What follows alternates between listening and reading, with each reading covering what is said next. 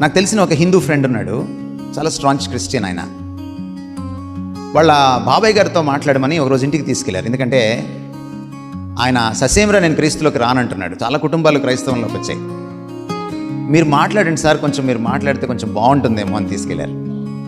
ఆయనతో చాలాసేపు మాట్లాడుతూ ఉన్నప్పుడు ఆయన కొంచెం కోపంగానే ఉన్నారు. ఎందుకంటే వాళ్ళ అబ్బాయి మారాడు, కుటుంబాలన్నీ మారిపోయాయని ఆయనకి చాలా కష్టంగా ఉంది. ఒక రకమైన అక్కస్తో ఉన్నాడు ఆయన. నన్ను చాలాసేపు నేను మాట్లాడిన తర్వాత, ఆయనకు మాట్లాడడానికి ఛాన్స్ వచ్చిన తర్వాత కొంచెం కోపంగానే ఒక ప్రశ్న సూటిగా అడిగాడు నన్ను. మాలో లేనిది మీలో ఉన్నది ఏంటి సార్ అని అడిగాడు. ఎందుకంటే హిందూ మతం చాలా సంపన్నమైన మతం. సంప్రదాయాలు, సంస్కృతి, భాష, మీరు ఏదైనా తీసుకోండి, చాలా సంపన్నత ఉంటుంది అందులో.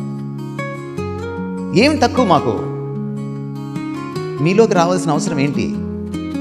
మాలో లేనిది మీలో ఉన్నది ఏంటి? అప్పుడు నేను అన్నాను అనమాట, సార్ నేను జవాబు చెప్పచ్చా అని ఆయన పర్మిషన్ అడిగి, ఒక్కటే సార్, హిందూ మతం చాలా గొప్పది, ఇతర మతాలు కూడా చాలా గొప్పవి, కానీ ఒక్కటే ఏమిటంటే క్రీస్తు సార్, అదే డిఫరెన్స్. మీ మతాల్లో ఒక మనిషిని తీసి పక్కన పెడితే, ఒక దేవుడిని తీసి పక్కన పెడితే ఇంకో దేవుడు ఉంటాడు.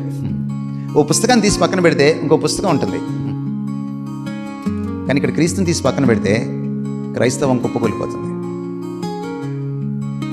క్రిస్టియానిటీ అంటే it beats around the person of Christ, the character of Christ, the work that he has done, the finished work of Christ on the cross.